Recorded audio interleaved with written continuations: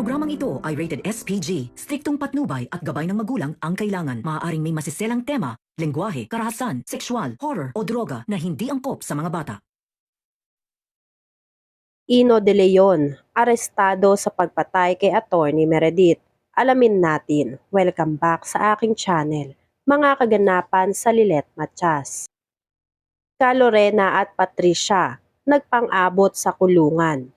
Matapos maabutan ni Lorena si Patricia na nanggugulo sa kulungan, hindi nakapagpigil si Lorena, kaya naman nasungalngal ni Lorena ang bibig ni Patricia dahil puro pang-iinsulto ang lumalabas sa bibig nito. Nagbanta naman si Patricia na hindi pa sila tapos ni Lilet at babalikan siya ni Patricia. Pagtapos ng salpukan ni Patricia at Lorena, na-touch naman si Lilet sa ginawang pagtatanggol sa kanya ni Lorena, kaya nagpasalamat si Lilet kay Lorena. Ngunit sa kabila ng pagtatanggol ni Lorena kay Lilet laban kay Patricia, ay may halong guilty ang nararamdaman ni Lorena.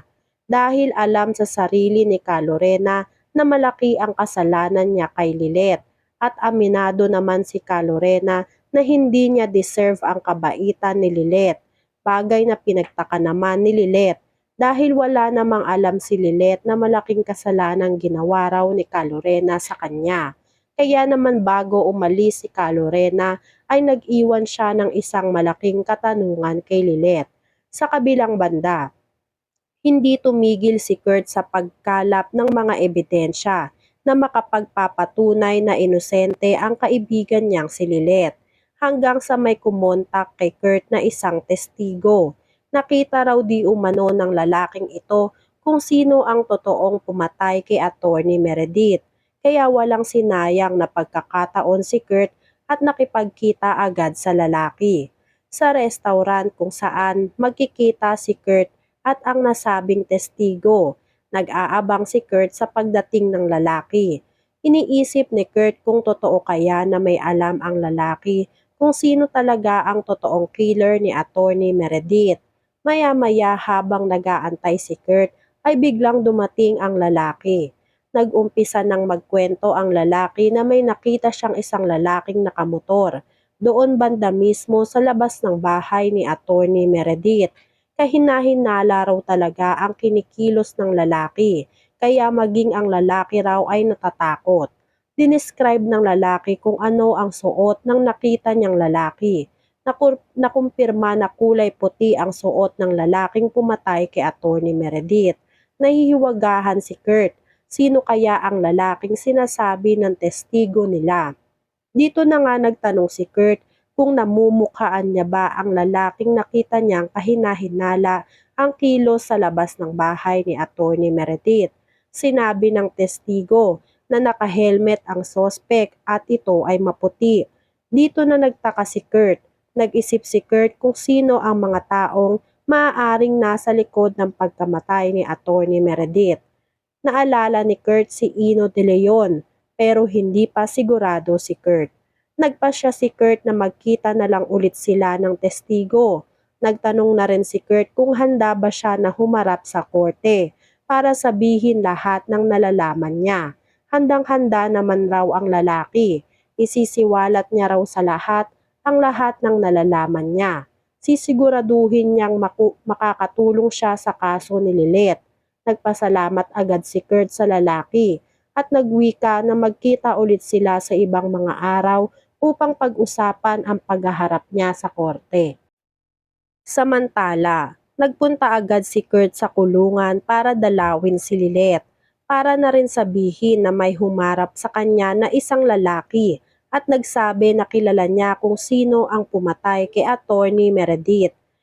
Kaya naman nagkaroon ng pag-asa si Lilet na maipapanalo nila ang kaso at mapapawalang sala na sa wakas si Lilet. Dinescribe ni Kurt kung ano ang itsura ng lalaking nakita ng testigo nila na kahinahinala ang kinikilos sa labas ng bahay ni Attorney Meredith. Maputi at medyo may katangkaran na nakamotor. Pumasok sa isip ni Lilet si Ino, ngunit naisip agad ni Lilet na bakit naman gagawin yon ni Ino kay Attorney Meredith. kaya nag-iwan ng katanungan kay Lilet, lalo pa at binibisita na siyang madalas ni Kalorena. Imposible raw na may kinalaman sila Kalorena. Sa bahay ng mga De Leon, feeling guilty si Ino. Binabangungot siya sa pagkamatay ni Attorney Meredith. Halos gabi-gabi ay hindi siya pinapatulog ng konsensya niya. Dinadalaw siya ni Attorney Meredith gabi-gabi sa panaginip niya. Ngunit bilang konsentidora nga ng mami niyang si Kalorena, mas pinili ni Kalorena na pagsabihan ang anak na kalimutan na lahat ng tungkol kay Attorney Meredith. Dahil hindi raw papayag si Kalorena na magdusa si Ino sa loob ng kulungan, kaya panindigan na raw ni Ino na wala siyang kasalanan sa pagkamatay ni Attorney Meredith. Unti-unti na ngang inuusig ng konsensya niya si Ino sa nagawa niyang kasalanan kay Attorney Meredith. Wala nang maayos na tulog si Ino dahil ultimo pagpikit ng mata ni Ino ay nakikita niya si Attorney Meredith. Hindi tinitigilan ni Attorney Meredith si Ino hanggat hindi umaamin si Ino sa kasalanang ginawa niya. Nagkaharap naman ulit si Lilet at Eira. Matapang na sinabi ni Lilet na papatunayan niya kay Eira na wala talaga siyang kinalaman sa pagkamatay ng nanay nilang si Attorney Meredith. Huwag raw mag-alala si Eira dahil makakamit na nila ang hustisya na nararapat kay Attorney Meredith dahil hindi titigil si Lilet hanggat hindi nila napapatunayan na inosente si Lilet at hanggat hindi nahuhuli ang totoong may sala. Sa pagkamatay ni Attorney Meredith, hindi naman naniniwala si Eira kay Lilet. Kung hindi raw si Lilet ang pumatay kay Attorney Meredith, ay sino daw? Dito na sinabi ni Lilet na malalaman rin ni Eira sa susunod na hearing nila dahil ihaharap ni Lilet kay Eira ang taong magpapatunay na wala talagang kasalanan si Lilet. Napalunok na lang si Attorney Renan sa lahat ng narinig niya mula kay Lilet. Mukhang ito na nga ang kauna-unahang pagkatalo ni Attorney Renan sa korte bilang isang magaling na abogado. Dahil kilala nga rin itong si Attorney Renan si Lilet na isang magaling na abogado at talaga namang mapapalaban itong si Attorney Renan sa korte. Abangan ang paghaharap ng testigo ng kampo nila Lilet sa korte at ang testigo ng kampo nila Eira.